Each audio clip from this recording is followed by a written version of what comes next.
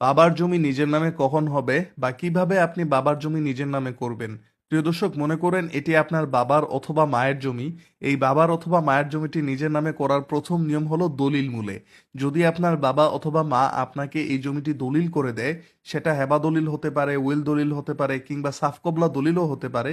এক কথায় যে দলিলই করে দেখ না কেন, সেই দলিল মূলে আপনি জমিটি নিজের নামে নামজারি করে খাজনা দিয়ে আপনি জমির মালিক হতে পারবেন। আর আরেকটি নিয়ম হলো ওয়ারিশ সনদ মূলে। এটাতে আবার দলিল লাগবে না।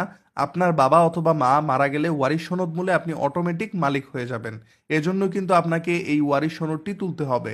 ওয়ারিশ সনদ তুলে আপনি নিজের নামে নামজারি করতে পারবেন ও খাজনা দিতে পারবেন। তাহলে আমরা জানতে পারলাম বাবা অথবা মায়ের জমির মালিক হতে হলে দলিলের প্রয়োজন আছে, আবার দলিল ছাড়া শুধু ওয়ারিশ সনদ দিয়ে মালিক হতে পারবেন। আশা করি সবাই বুঝতে পারছেন। প্রিয় দর্শক, ভিডিওটি শেয়ার করে দিবেন এই জন্য যে, কারণ অনেকেই জানে না বাবার জমি নিজের নামে কখন হবে। আসসালামু আলাইকুম।